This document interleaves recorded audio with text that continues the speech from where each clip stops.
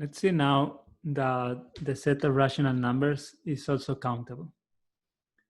So remember, what does it mean for a set to be countable? It means that it can be put in correspondence that is equivalent to the natural numbers. Okay, this is what we want to prove. This means that there is a bijection between the two sets. Or if you want, somehow it means that you can put all the elements in the set of the rational numbers in a line with a ticket for each of the rational numbers in a way that you have a perfectly ordered infinite line.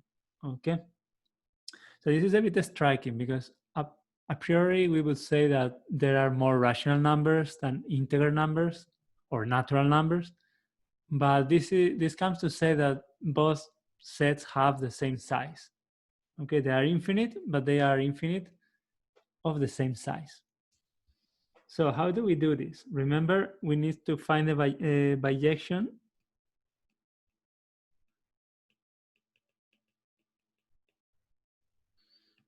between Q and N. Okay. So this is actually very, very easy. We just need to create a table. So let me create a table 1, 2, 3, 4, 5, and so on.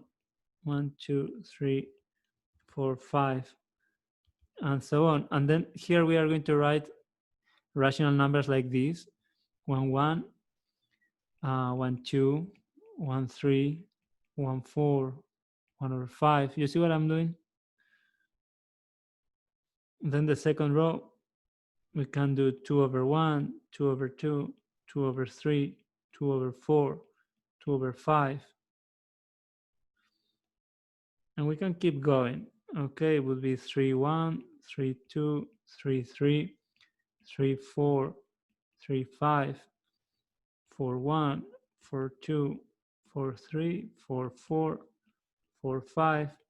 Of course, this continues forever, right? 5, 1, and so on. Well, I kind of got tired. I would say you complete the table, but no. Okay. This is an infinite table. But now it's a nice table because now, once we write the numbers here, notice that for now I'm just looking at the positive rational numbers. Okay. But once we do this, there is a very clear way to create a line. We can start in 1, 1, and we can start swiping. Go to 2, 1, then to 1, 2, then to 1, 3, and then diagonally swipe back to 3, 1, move on to 4, 1, go up the diagonal again to 1, 4, move to the next 1/5, swipe another diagonal, move to 6/1, then another diagonal, and so on. This would be 1/6. Okay, go down. This would be 2/6, and so on. You see that this creates a very clear line. So now the question would be just assigning numbers. So the first one is 1, 2, 3, 4, 5, 6, and so on. So clearly here we are putting in line all the rational numbers, but this is a bijection. Notice that if I ask, let me use yellow.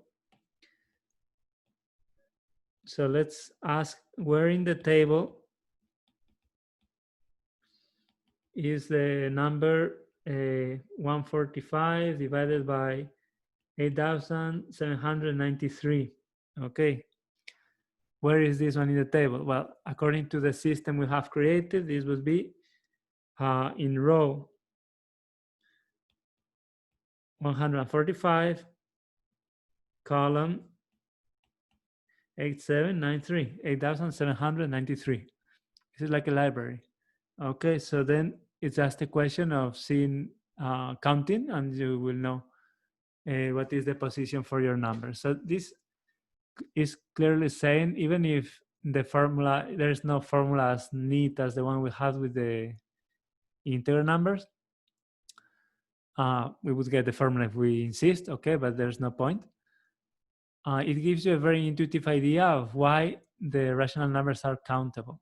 I'm saying the rational numbers. You could argue that I did only the positive ones, but you must agree with me that once the positive ones are done, we can pull a trick like the one we did with the integer numbers and intercalate the negative ones and take care also of zero, and then everything is okay.